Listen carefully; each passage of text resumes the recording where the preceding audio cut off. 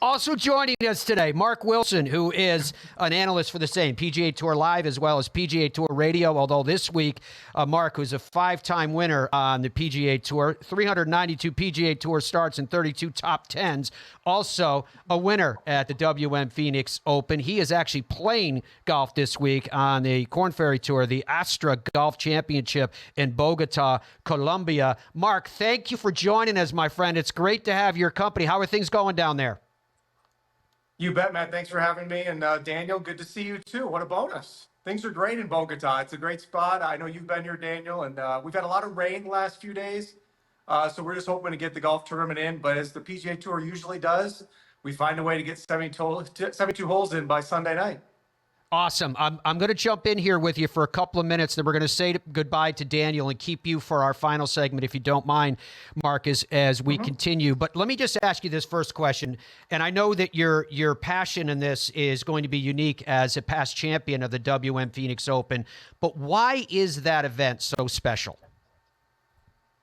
Well, it's a unique atmosphere, no doubt. And something us golfers don't get to experience, the feel of being a football player coming into the stadium and having all these people cheering or booing for you.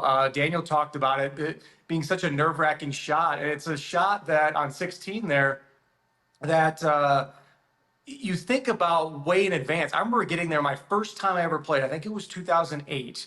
And I walk in the locker room on Tuesday morning. There's Chris DeMarco, a past champion, talking about how he's got these Oakley sunglasses that have earbuds that go into his ears, that he's going to be able to turn that on to play that hole so he can drown out all the noise. And I'm like, wait a second.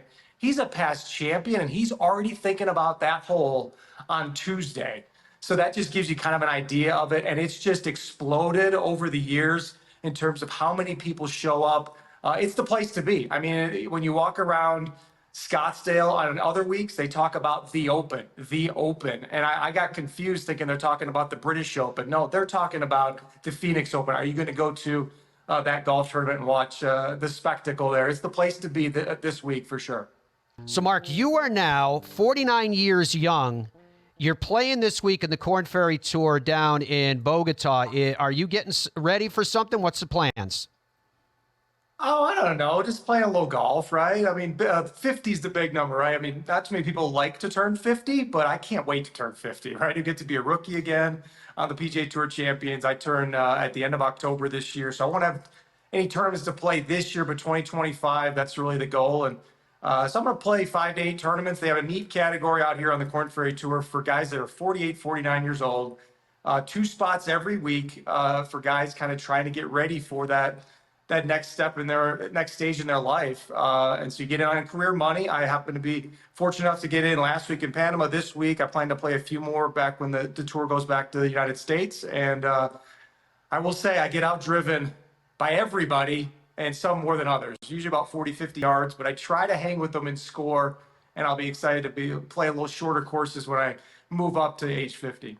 Obviously, the way you would measure success is where you finish on a leaderboard, regardless of who the competition is.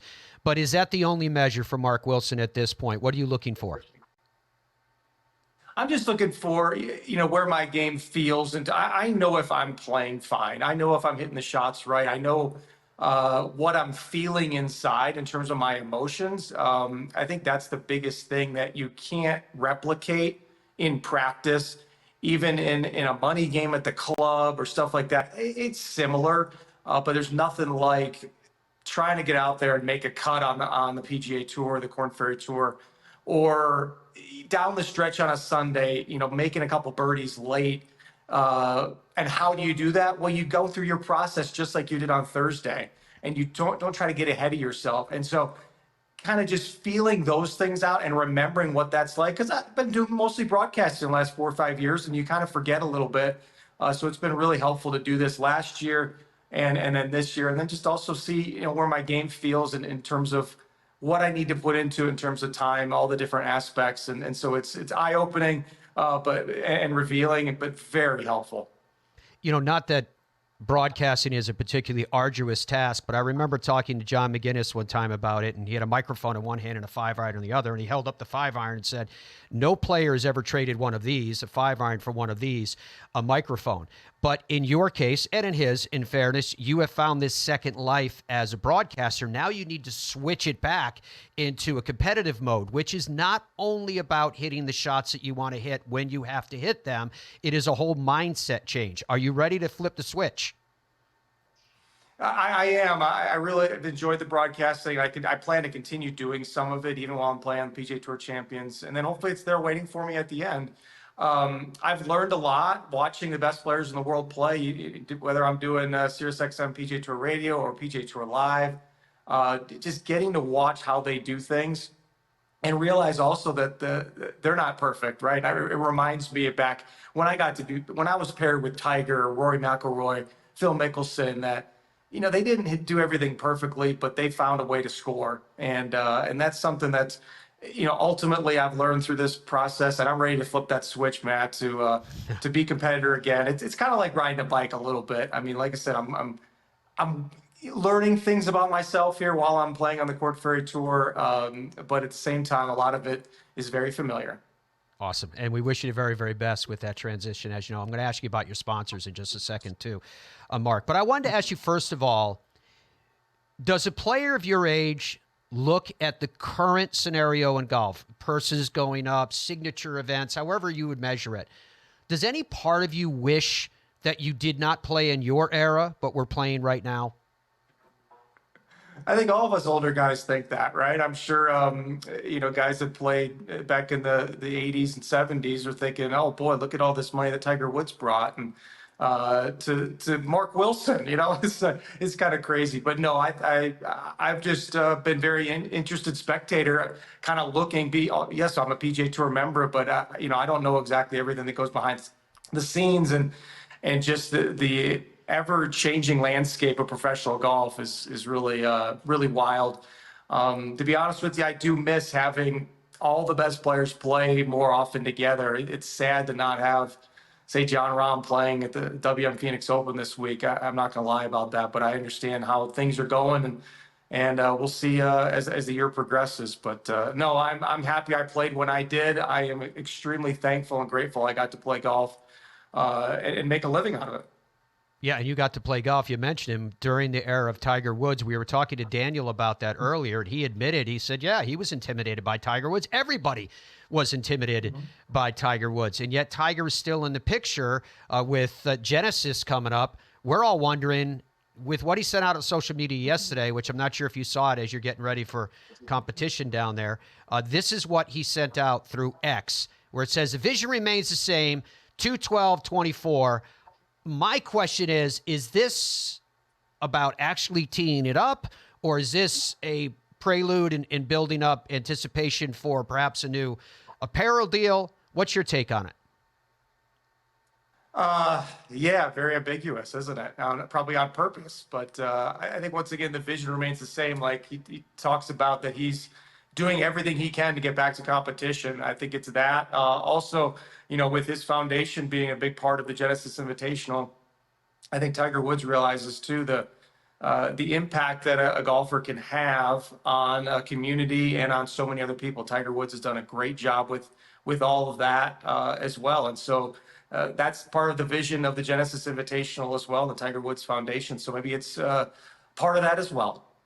Very, very cool. Okay, Mark, let me ask you about your sponsors. Take a couple moments here because I want to finish with you, if you'd allow, with a couple of stories in 16 at the WM Phoenix Open. Who are you associated with now so we can say thank you to them?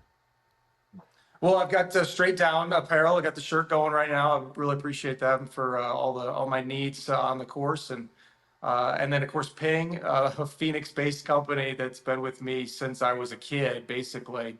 When I got my first set of I2s, Titleist, who's been with me ever since the AJGA days. So I'm very, very grateful to all three of them. Very cool. Okay, the 16th, it stands alone in the world of golf. In fact, I won't make the statement that it does. I'll let you tell us if it does. Has there ever been anything like that in your professional career with all the wins that you have had as standing on the tee at 16, and what stories can you share with us? Boy, yeah, it gets the heart pumping as much as like hitting your first tee shot at the Masters. I mean, I remember what that felt like in 2011 when I did that, and your heart's beating, and you have all those bad memories that you might top it or do something stupid, and look really silly. Yes, us professional golfers think that too. But yeah, the heartbeat goes up.